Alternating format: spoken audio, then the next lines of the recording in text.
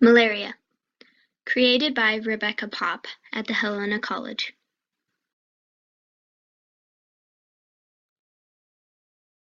What is malaria? Malaria is a life-threatening disease transmitted by mosquitoes. So what exactly causes malaria? Well, a female mosquito transmits parasites by biting a human and infecting them. When another mosquito bites that infected human, it will pick up that parasite and carry it on to the next victim. Some malaria history. Marshy areas are the most common places for malaria to occur. When malaria first occurred, it was believed that it was caused by environmental disease, also known as bad air. The belief that it was caused by bad air lasted until about the 19th century. According to Muhammad, it has been speculated that P. vivax originated approximately 2 million years ago from a group of malaria parasites in monkeys and apes. The three-factor wars were spontaneous and forced migrations that affected the spread of special strains of parasitic diseases in specific geographic areas. P. ovale, P. malariae, P. vivax, and P. falciparum are the four parasites that can infect humans. The most dangerous parasite is the P. falciparum. When was malaria first found? Malaria traveled from India, China, Indonesia, Europe, and Africa. It was found in Hippocrates in 460 to 370 BC, China in 2700 BC, Mesopotamia in 2000 BC, Egyptian Papyri in 1570 BC. But the chances of malaria reaching to America was very unlikely.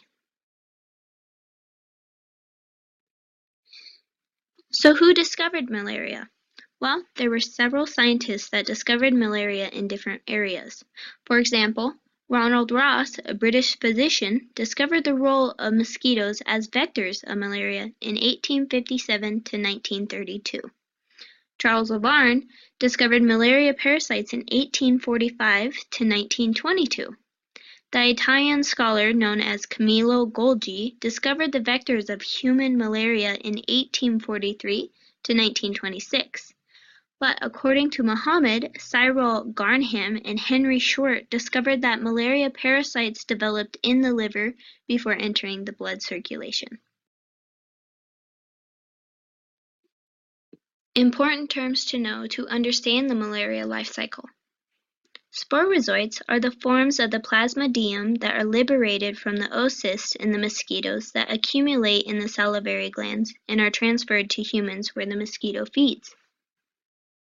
Merozoites are any of the cells of an apicomplexan parasite that arises following multiple asexual fission and may enter either the asexual or sexual phase of the life cycle. Schizonogy is the asexual reproduction of a sporozoite by multiple fissions within the body of the host, giving rise to merozoites in malaria.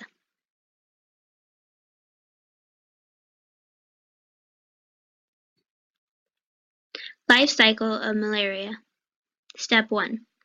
The mosquito that is infected will bite a human. Then the sporozoites will move through the human's bloodstream to the liver. Step 2.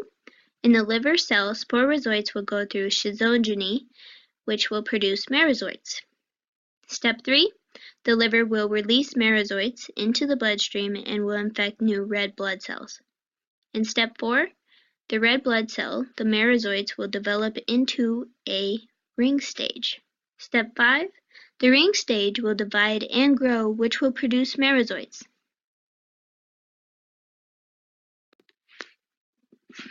Step 6, when the red blood cells ruptures, it releases merozoites that will infect new red blood cells. However, the ones that are not infected will develop into female and male gametocytes. Step 7, the next mosquito that feeds on the infected human will ingest those gametocytes. Step 8, When the gametocytes are ingested by the mosquito, the gametocytes will unite to form a zygote in its digestive tract. Step 9. The resulting sporozoites will migrate to the salivary glands of the mosquito. This cycle will repeat over and over again.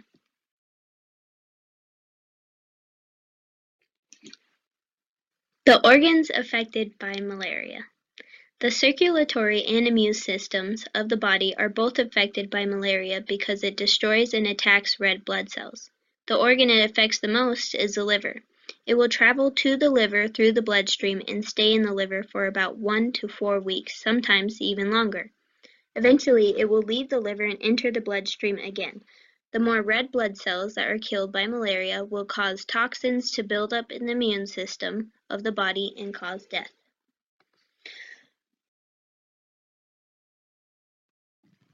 Symptoms of malaria.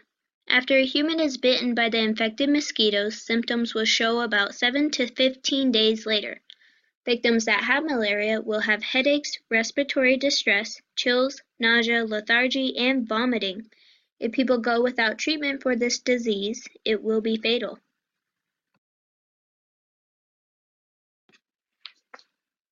Most common victims of malaria. Individuals that travel to places that have malaria are at risk of getting it. The most common people that get malaria are sadly children under the age of 5. If a child has malaria and is not treated soon enough, it will be quickly fatal. Pregnant women are at high risk of malaria because most women think it's just morning sickness. Because of this, most don't get treated soon enough, which causes miscarriages, maternal death, or stillborns.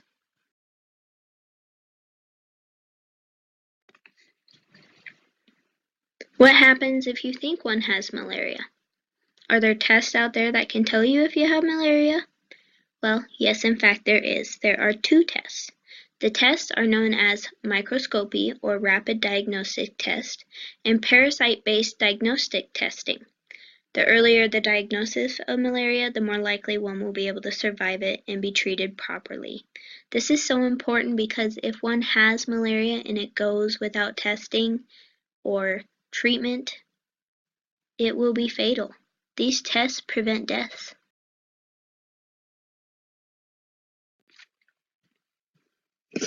How to prevent malaria? Well, there are 3 ways. One is known as the indoor residual spraying, IRS. This began in 1940. Using the spray known as DDT was proven effective, and there was a huge decline in malaria.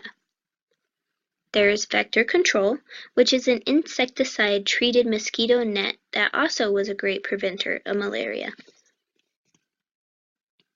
Staying indoors, eating, and resting indoors were also good ways to stop malaria. Programs that are trying to eliminate malaria. According to PAHO, only 4 countries have been certified by the World Health Organization.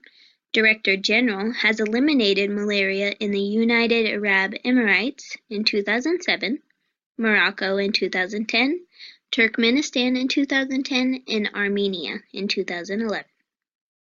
The World Health Organization created ways to eliminate malaria.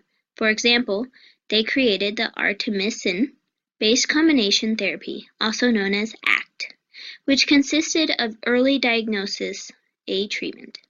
According to Millar, the ultimate goal of the Global Technical Malaria Strategy 2016 to 2030 is to eliminate malaria from at least 35 countries by 2030.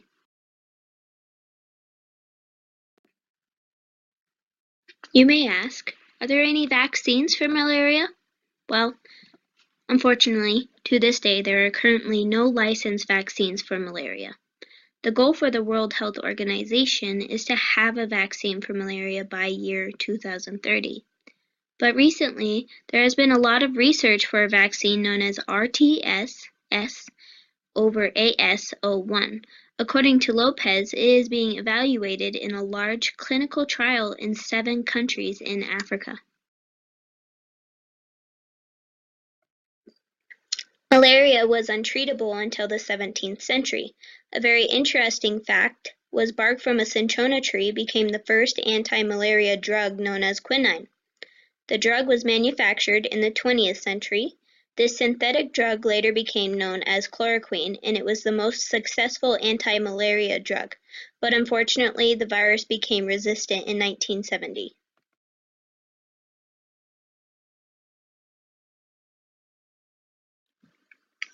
Malaria is a very deadly disease that has killed millions of people over the years, and it just continues to happen. According to Prado, each year 219 million cases of malaria are estimated to occur around the world. However, there have been helpful programs, preventions, and treatments to eliminate malaria. Over the course of 10 years, malaria's death toll has decreased by 249,000 people. The more educated people are, and by taking more precautions, malaria deaths will continue to decrease.